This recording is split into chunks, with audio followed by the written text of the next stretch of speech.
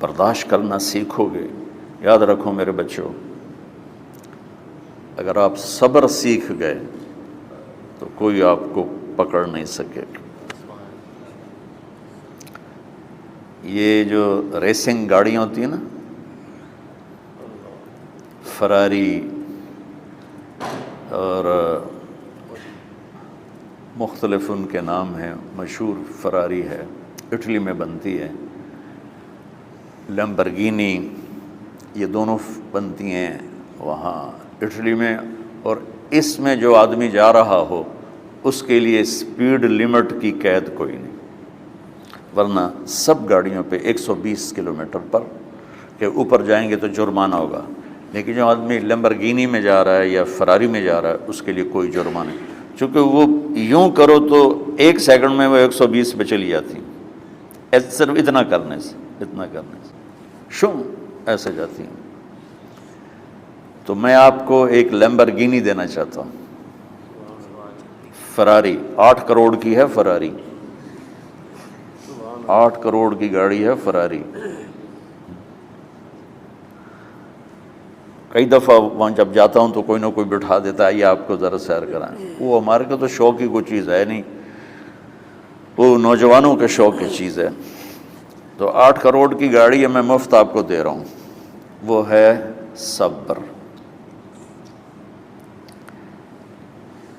آخرت کے سفر میں اگر تیز چلنا چاہتے اور سب سے آگے نکلنا چاہتے ہو تو صبر کی فراری پہ سوار ہو جاؤ. تمہیں کوئی پکڑ نہیں سکے گا، تمہارے کوئی قریب بھی نہیں آ سکے.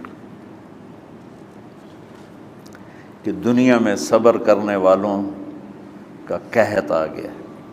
بڑے بڑے علماء ہیں اخلاق سے خالی، بڑے بڑے علماء ہیں صبر جانتے ہی نہیں. اور پورا معاشرہ سر علماء، تم کل کے علماء ہو اس لیے علماء کی بات کر رہا ہوں، ورنہ پورا معاشرہ میرے بچوں صبر سے خالی ہے. تم سیکھو.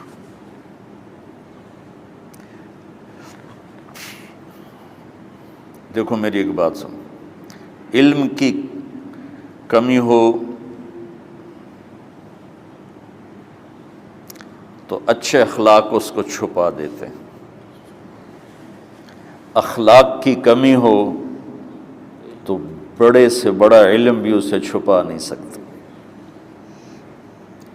سارے عیب ہوں اور اخلاق اچھے ہوں تو اخلاق وہ چادر ہے جس میں سارے عیب چھپ جائیں گے. اور ساری صفتیں ہوں اور بد اخلاق ہو تو ہر صفت کو بد اخلاقی چھپا دے گی. میرے نبی نے نماز لمبی پڑھی، اللہ نے روک دیا، کہا نہیں چاہیے. ما انزلنا علیک القرآن لتشقی، مختصر نماز پڑھیں، درمیانی نماز پڑھیں. پیسہ سارا خرچ کر دے، اللہ نے روک دیا. ولا تبسطها کل البسط، میرے نبی سارا خرچ نہ کرو، کچھ بچا کے بھی رکھو. تبلیغ میں اپنی جان کھپائی، اللہ نے اس سے بھی روک دیا. فلا تذهب نفسك علیہم حسرات، تبلیغ کرو خود نہ مر جاؤ.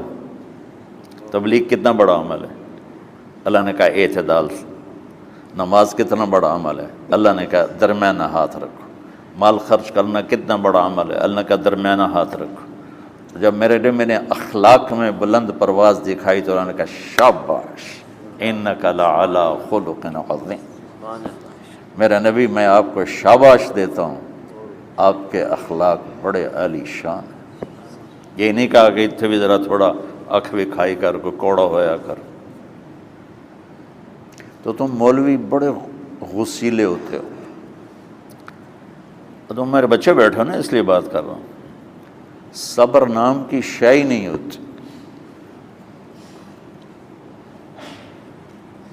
فقہ پڑھنا تو ہماری مت ماری جاتی. قرآن کو بھی فقہ کے انداز میں پڑھتے ہیں، حدیث کو بھی فقہ کے انداز میں پڑھتے ہیں. بخاری سے زیادہ امام بخاری پڑھاتے ہیں. ترجمۃ الباب پہ اتنا وقت لگا دیتے ہیں کہ حدیث جو اصل چیز ہے اس کی طرف توجہ نہیں جاتی۔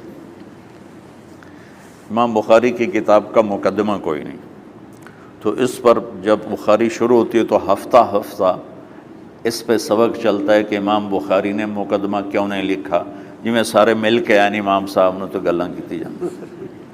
میں اس کا اتنا آسان 1 منٹ میں اس سارے سبق کو ختم کر دیتا ہوں بخاری شریف کے، کہ دیکھو بھائی امام صاحب کا دل نہیں کیا مقدمہ لکھنے کو، اس لیے انہوں نے نہیں لکھا۔ گلموں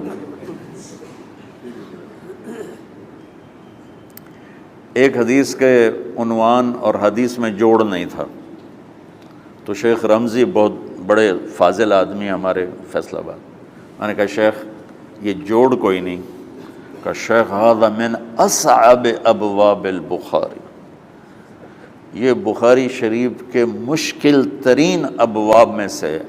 میں نے کہا تو بڑا آسان کام ہے، امام بخاری بھول گئے، ترجمہ کوئی اور تھا، حدیث کوئی اور لکھ دی، بھول گئے، بشر ہی تو ہیں، کیوں بچوں نے مصیبت پان دیا۔ تو بچوں شوق سے جاؤ، بہانے نہ کرو، ہماری ذرا تھوک ڈال کے پیٹوں میں درد، وہ شامہ پہ جاؤں گیا پھر توڑیاں، ٹھیک ہے نا۔ میں زیادہ بول نہیں سکتا ہوں، ضروری سمجھ کے آیا تھا کہ تم خوشی سے جاؤ۔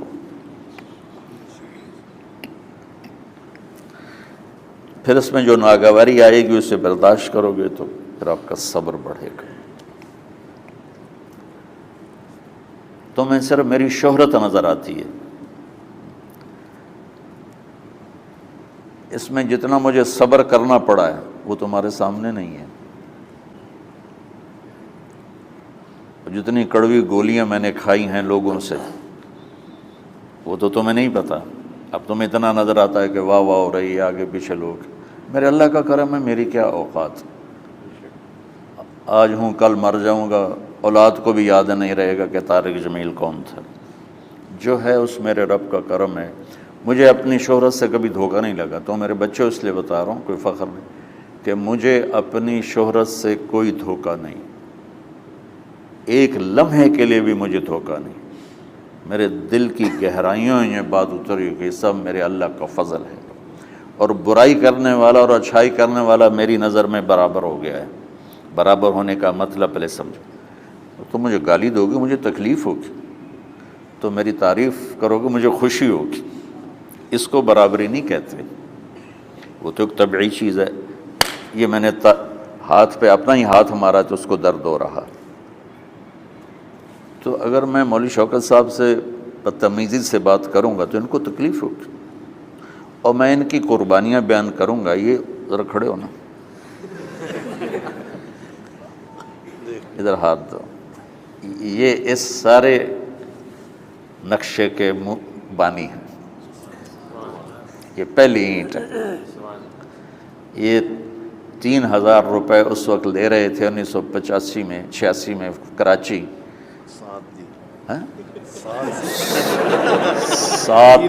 7,000 ان کی تنخواہ تھی، اور میں نے ان کو تلمبے میں بلایا 900 روپے مہینے پر۔ کتنا فرق ہے 7,000 اور 900 کا؟